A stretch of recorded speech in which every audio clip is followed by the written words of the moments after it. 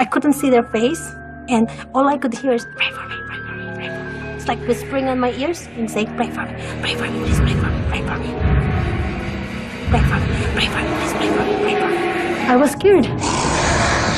The other side became very, very real to me. It became not only the great unknown, but also something that could actually jump up and bite you.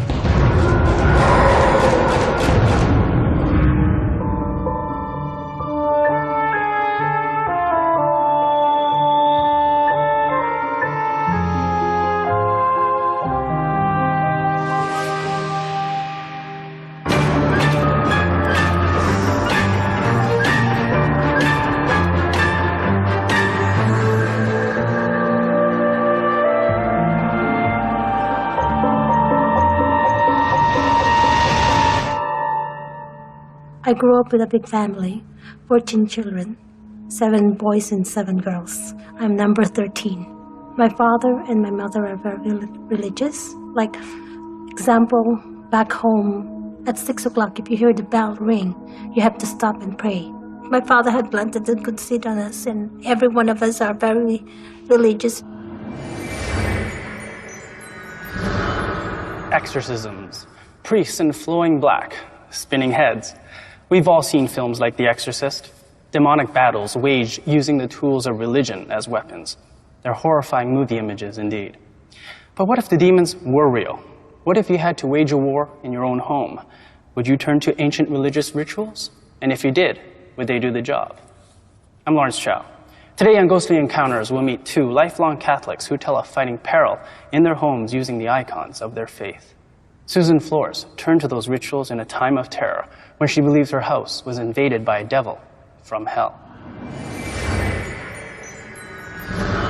It was middle of the night, couldn't sleep. And my experience from that place, the door opened up by itself. And I saw this dark figure. It's like maybe devil, or I don't know what it is. I swear to God, I was so scared. And then suddenly he jumped on the corner of the ceiling. And looking back, when he's looking at like this. And I closed my eyes because I don't want to jump on me. The one I saw was a dark figure. It's like a devil. I couldn't see the face, but the figure was it's not from here. It's scary. It's like an animal, but it's a human figure, and still it has this smell. You could say, oh, it's a rotten egg, but this one's different smell. I don't know, I cannot describe it. And I couldn't even sleep on that room. I couldn't even go by myself. I had to have somebody with me. That place is haunted. So I went to get a candle, rosary, holy water. Of course, I put rosary first on myself, just in case. And I put holy water on me first, and then I blessed, and I said, in the name of the Father, Son, and the Holy Spirit, I command you to leave right now. You are not welcome in this house. Then I say, Our Father who art in heaven, hallowed be thy name, and then whatever other prayers that I believe in God. But every time I was praying that, sometimes they will distract you. Imagine, Our Father, I have to read it, and yet you've been praying for that since you were a kid. Every time I bless, I'm getting the fear. My hair standing up, and it feels like your goosebumps. It's like that. I command you to leave right now. It doesn't want to leave. I finished the whole holy water only on that room.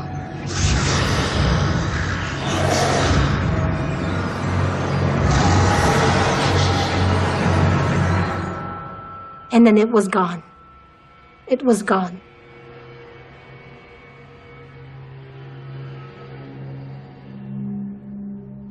Every night I blessed that unit, every night with holy water, so I could sleep well and I won't be scared, which is good, because who wants to see ghosts, who wants to see those spirits, who wants to feel them. You don't want to feel them. There's some spirits that's like they don't want to leave, and like doesn't matter. You could finish the whole bottle of holy water, and still they're still giving you the goosebump and the thing. And my guess that's the one, the evil one. The good one, they just leave. And sometimes they're just asking for your prayers. Once you say your prayer for them, and that's it, they leave you. Susan's experience is lifted right out of a Catholic tradition that tells of battles with demons. But that wasn't the only ritual from her faith that Susan had to deal with. For Catholics also believe we can communicate with spirits of the dead. I remember clearly, because that was after we watched Matthew Houston, was 11 o'clock. My husband said, "Oh, I'm going to watch the news." I said, "Okay." So I went to bed.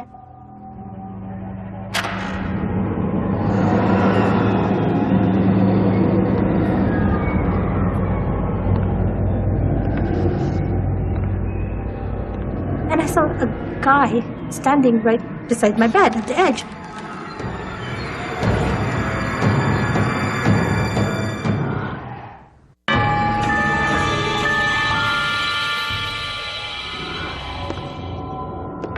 And I saw a guy standing right beside my bed at the edge.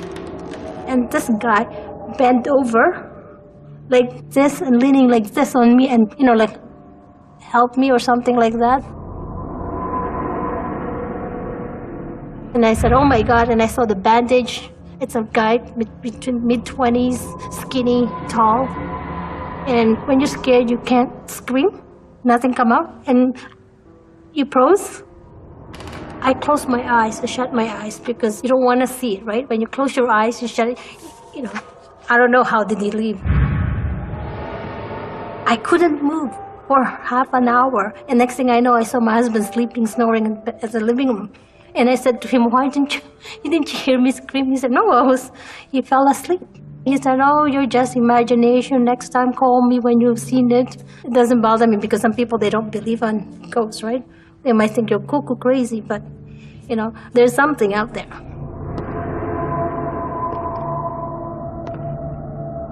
I was thinking, as my ex-boyfriend, that asking for my forgiveness, to forgive him so that his soul will be rest.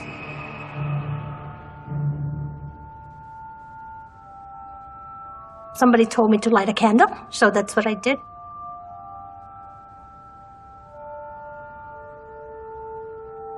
I pray and say I forgive him whatever he had done for me. And, that may he rest his soul.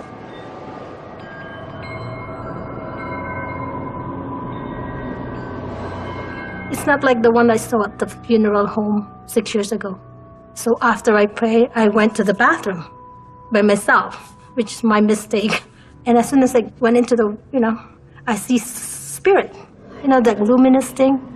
I couldn't see their face, but they're all women, men, younger men. That's all of them. They're all in the bathroom. And all I could hear is, "Pray for me, pray for me, pray for me." It's like whispering on my ears and saying, "Pray for me, please pray for me, pray for me. Pray for me, please pray for me, pray for me, pray for me, pray for me, pray for me, pray for me." I swear to God, I went to the bathroom, no washing. I said, "Come on, let's go. I want to go up."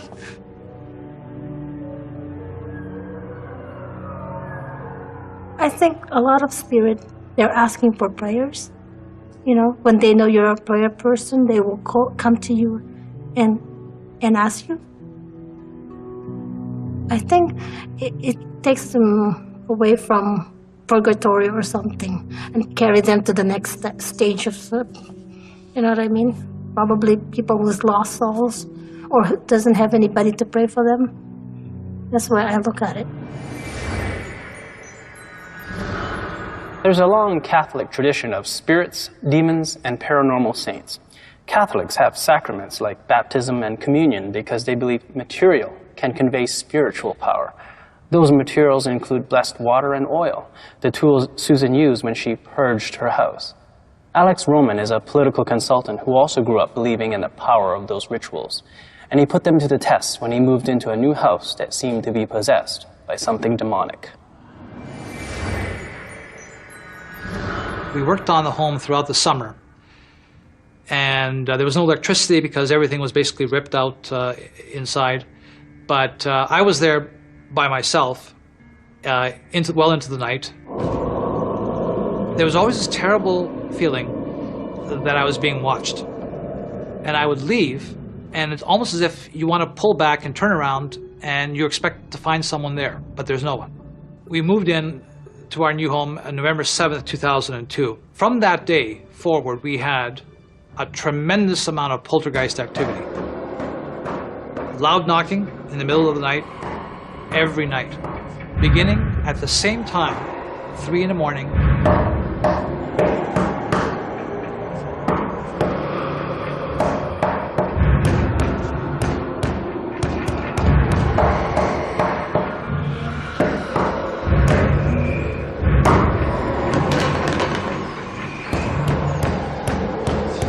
I remember walking out into the hallway, and I thought for sure someone was trying to break the door down. It's the same sound that one would have if one would take one's knuckles.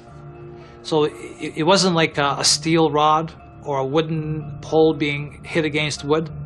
It was very much human flesh and bone, which is really what sends shivers up my spine.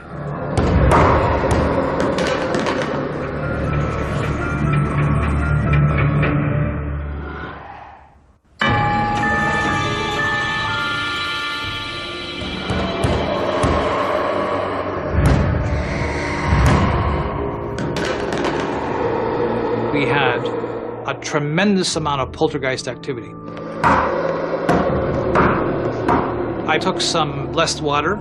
It wasn't really an exorcism, but just basically a basic purging.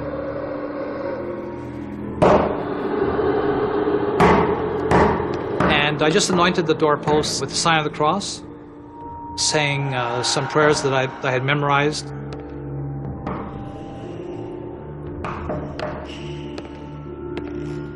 And that seemed to bring it under control, and later on we had a formal blessing as well. The house feels much more livable. We used to be afraid after the knocking started to go in without the lights on. It was always a big issue. It feels it has an actual aura of warmth to it. Nobody would want a poltergeist in their house, but I wonder if we'd all be so decisive in dealing with one.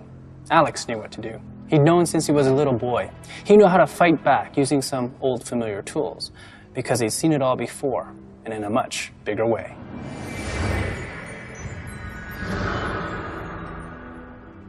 One night, the lights came on in the room where I was staying in with my brother. Then the furniture began to move into the center of the room.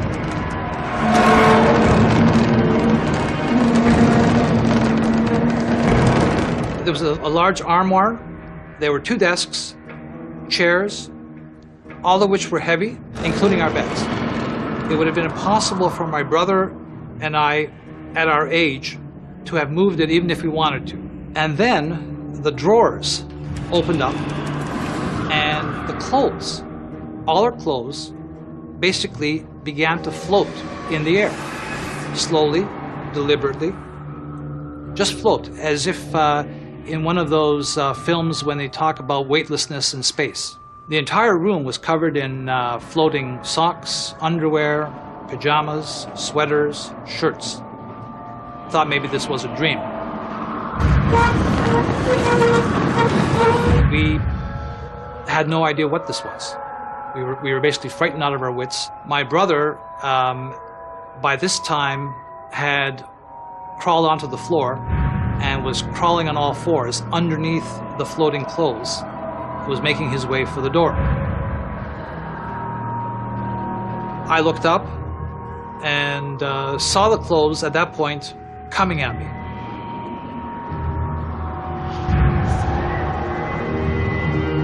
I thought for sure I was going to have my face covered with all these clothes. I was going to be smothered. It was almost as if someone was trying to tie me down. The pajamas were actually rolled up. There was a religious icon, Our Lady of Perpetual Help, on the wall. In fear, I quickly looked at it, as if to say, help.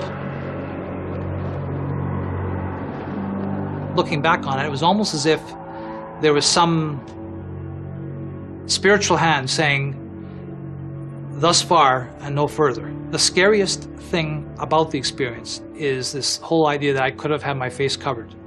What would I have done? And upon reflection, I've always felt that it was because I glanced at the picture in an attitude of help, I need help, that my face wasn't covered.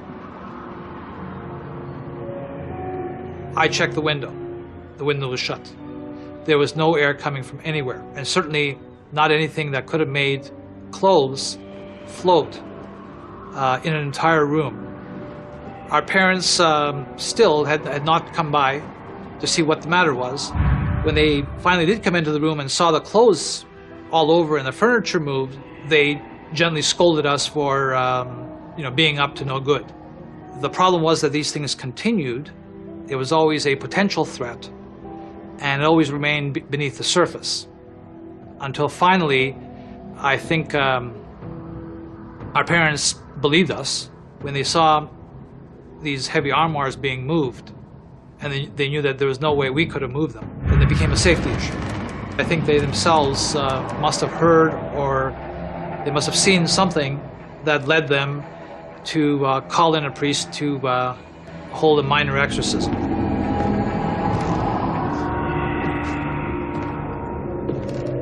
I still strongly suspect that our parents must have experienced something that they did not share with us that led them to call in a priest to hold a minor exorcism.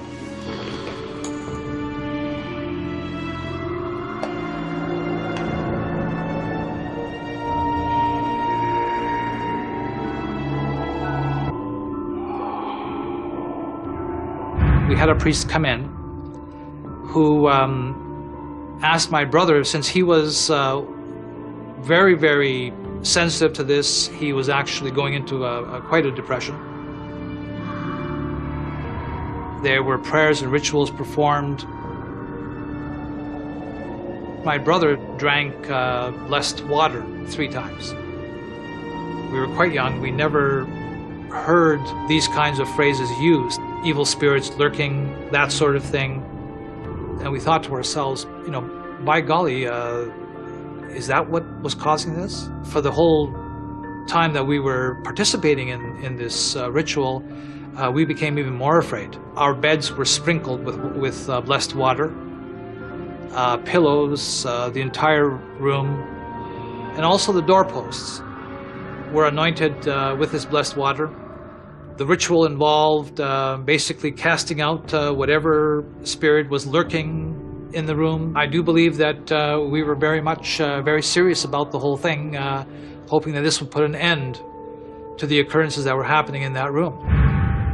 And after it was over, we felt that this purged the room of the problem, and certainly we never experienced it again, but it took us a long time to feel comfortable in that room again.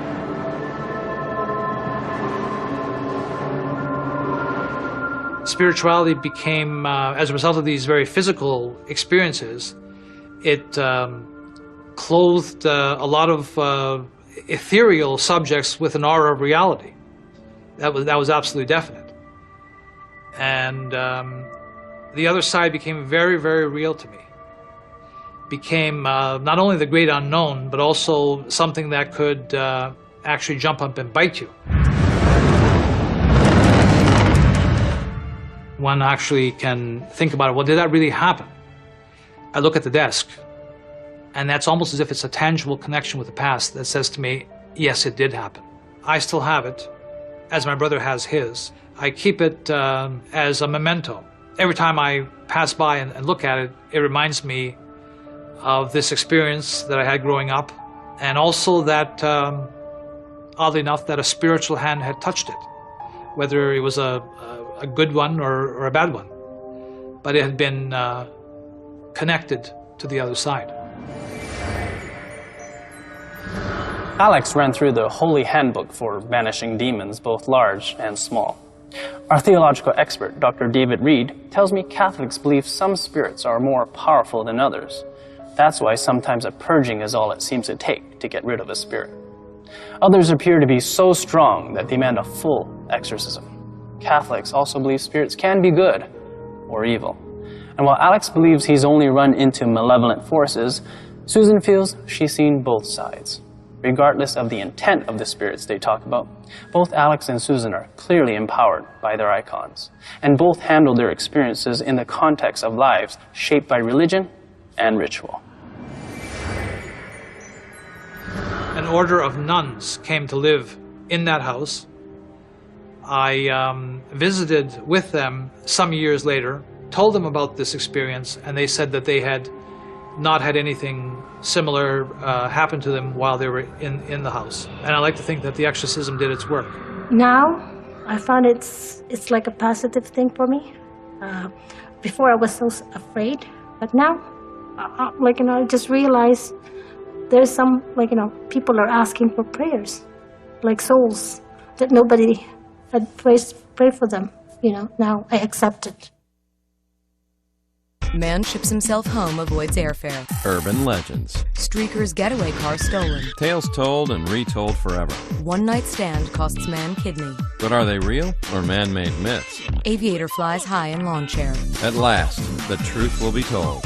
Urban legends. Tuesdays at 11, only on Bio.